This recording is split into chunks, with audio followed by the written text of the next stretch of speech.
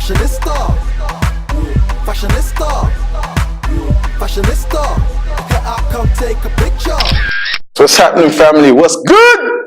Welcome back to Unique Sessions. I've got another topic I want to talk to you guys today, and it's one that's actually quite close to my heart because when I found out about this concept, it changed me. And it's purpose and abuse. Purpose and abuse. What's the difference? When you don't know the purpose from something, you can easily abuse it. For example, would you eat with a hammer? Would you use a spoon for what you're supposed to do with a hammer? Would you take your phone and start trying to smack a nail into the wall? No, because that's not what they're there for. Anything that has a name has a reason and a purpose behind it. Think about it. I've never seen anything without a name that doesn't have some kind of purpose behind it. Just look around you. The wall, the ceiling, the floor, your brother, your sister, your mother, your father, your friend. Every single one has a name, and that's a title. Even your friends will have names.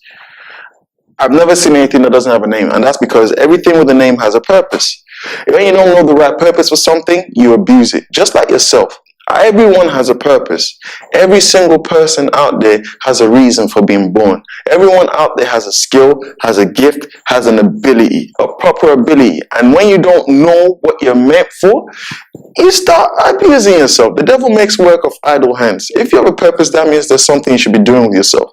When you have nothing to do with yourself and you're just there, that's when the deepest, darkest thoughts start coming out. That's when the lowest emotion starts coming. That's when you start doing self-destructive things like maybe binge drinking or drugs because life is boring and there's no other reason, using drugs that eventually destroys lives and all sorts. So it's very, very important to know what you're meant for. For example, a very key point, what do you like doing? I'm not talking about stuff like, oh, I like going out on a Friday night, or I like chilling with my friends and going to the movies, which is cool. But even then, there may be a reason in that. For example, I met a kid the other day and he says he likes to paint.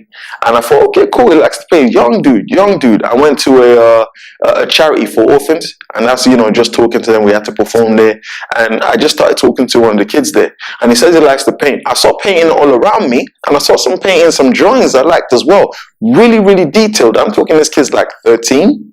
And he pointed to one of the paintings and said that was his. And I was shocked at the detail of that painting. So it shows he has a gift to draw. He's skillful in drawing for his age. I wish I had the picture here. It was being auctioned, so I didn't have the money to buy it. It went really high, but I did want to buy it. And when you look at other people and what they like doing, some people say, I like playing the guitar. I like writing. I like talking to people. Those are all gifts. Not everybody is good at conversations. Not everybody likes talking to people. Not everyone can play the guitar. Not everyone is even musically inclined. So what's your purpose? It just means what are you meant for? What are you good at? What are you naturally good at? It's so important to know those things, because when you don't, that's when you start abusing yourselves and doing all sorts of stuff. And I'm dead serious. When you don't know your purpose, if you don't know what you're meant for, mate, it just opens doors to things you're not meant for. Sitting and doing jobs you're not supposed to do, or jobs you're not built for, just because you want money. Going to countries and staying there and living lifestyles that's not meant for you. And then you start wondering why you're upset for no reason. You're wondering why you're unhappy all the time. You're wondering why you can't stop crying when you're alone. You're wondering why when you used to like chilling with people, you start avoiding them now. Maybe, just maybe, you're not living in your purpose. Maybe you're aligning yourself with a lifestyle that's not for you. Maybe you're forcing yourself to do things just because people tell you to do it. Are you in a relationship just because your family is happy with that person? Your purpose should dictate how you live your life. It should be a very important key point on how you live your life. Now me, I found what I'm meant for through Jesus Christ, through my belief, through my faith. Because when I started reading this book, it's a library of books and not just one book. But when I started finding out and reading these things and studying and asking questions, and not just studying it for the sake of it, but asking, why? How does this include me? What does this have to do with me? It really started clarifying things for me. Me, I'm a musician. When I hear any type of musical sound, I pay attention to it. Even if I don't mention it to my friends, if I hear a song or anything, I can't help but pay attention to it. If I see anything to do with creativity, I am drawn to it. I even see and hear things in rhythms. It's weird because I'm short-sighted. I use glasses sometimes, you get me? It's in fashion now, but I was wearing it long before that. Anyway, For example, I'll see somebody I know far away, and even if they're a blur to me, I can tell who it is by the rhythm of their movements. It's weird, but that's how I identify people far away. So I know for a fact that this is something that I need to pay attention to.